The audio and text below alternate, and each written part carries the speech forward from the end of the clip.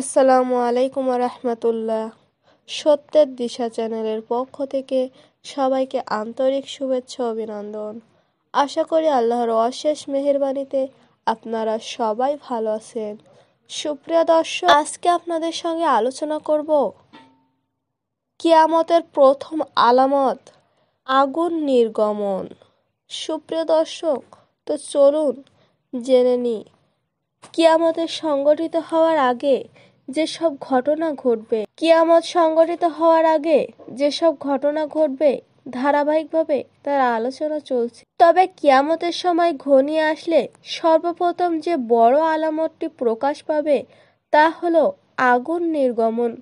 ইহা বড় ধরনের আগুন।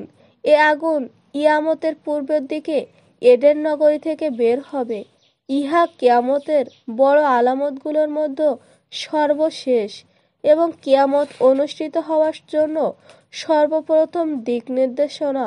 আগুন ইয়ামের থেকে বের হয়ে জামিনে ছড়িয়ে পড়বে এবং মানুষকে হাসরের ময়দানে সামনের দিকে হাঁকিয়ে নিয়ে যাবে।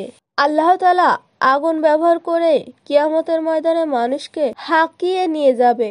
হাদিসে বর্ণিত আছে যে আবু হুরায়রা রাদিয়াল্লাহু আনহু থেকে বর্ণিত, রাসূল সাল্লাল্লাহু আলাইহি ওয়াসাল্লাম বলেন, 3 পন্থায় মানুষের কিয়ামতের ময়দানে জমায়েত করা হবে। এর মধ্যে কিছু মানুষ স্বেচ্ছায় আর কিছু মানুষ অনিচ্ছায় এবং বাকিরা বহনে করে।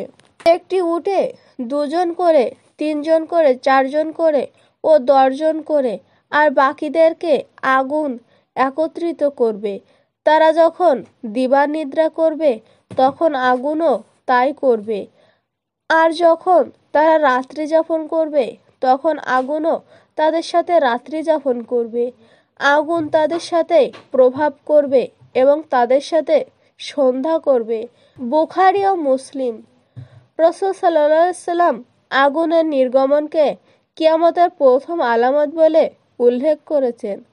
হযরত আনাস রাদিয়াল্লাহু আনহু থেকে বর্ণিত আছে যে হযরত আব্দুল ইবনে সালাম যখন ইসলাম গ্রহণ করেন তখন প্রিয় নবী সাল্লাল্লাহু আলাইহি সাল্লামকে কিছু বিষয় সম্পর্কে জিজ্ঞাসা করেন।